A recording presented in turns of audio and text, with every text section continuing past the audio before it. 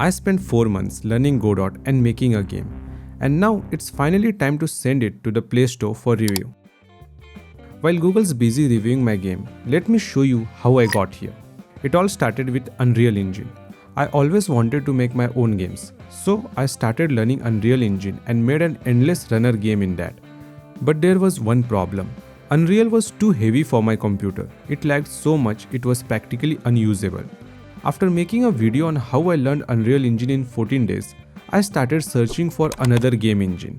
That's when I found Godot, an open source game engine that's just a few MBs. Yeah, its size is less than 100 MB. Compare that to Unreal or Unity, which are in the GB range. Naturally, I thought, why not give it a shot?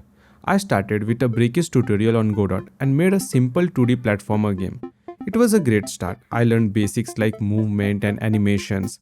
But here's the thing. I wanted to make a game for Android and the tutorial didn't cover touch controls. So I went down the YouTube rabbit hole, spent too much screen time, and after few hours of trial and error, I got the touch controls working. And when I exported the game to my phone, it felt like magic. Then I thought, why stop here? I decided to make the game multiplayer.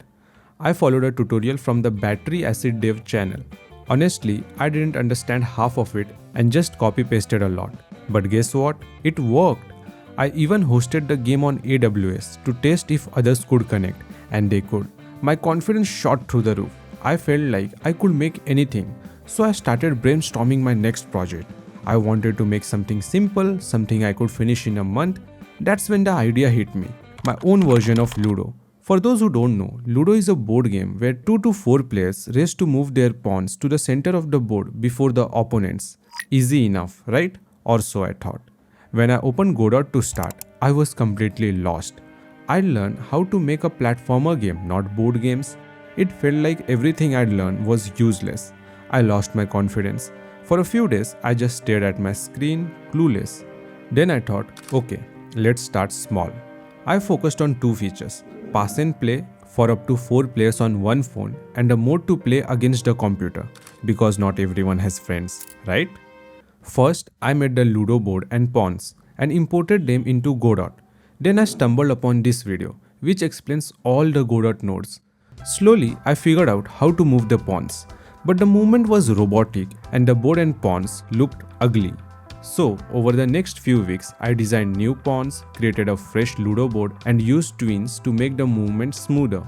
I even added rotating circles to show which pawns could move. It finally started feeling like a game. The main logic was done in a month, but the GUI, oh boy, that took forever. I'd never done UI design before, so I had no clue where to start. I watched this awesome Godot UI basics video twice or thrice because I didn't get it the first time, and slowly pieced things together. I created a home screen, a player selection screen, and a pause menu. They were not pretty, but they worked. Then came the AI. I made the computer play Ludo using a basic algorithm. The game worked, but the UI was ugly. I asked friends for feedback and improved it. I also discovered itch.io, a website for game developers to host or sell their games and assets. Not everything is paid here. You can also find many free assets to use in your game.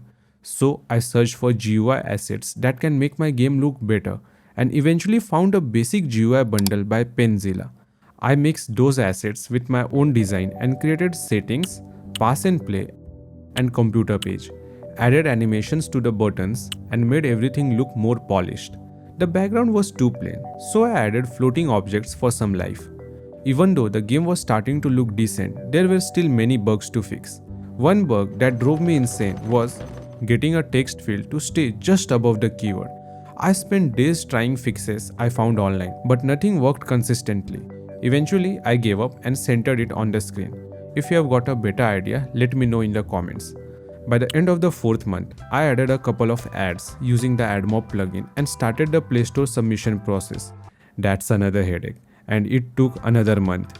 Creating a developer account, paying the fees, answering endless questionnaires, uploading the app, and waiting for Google Play's review.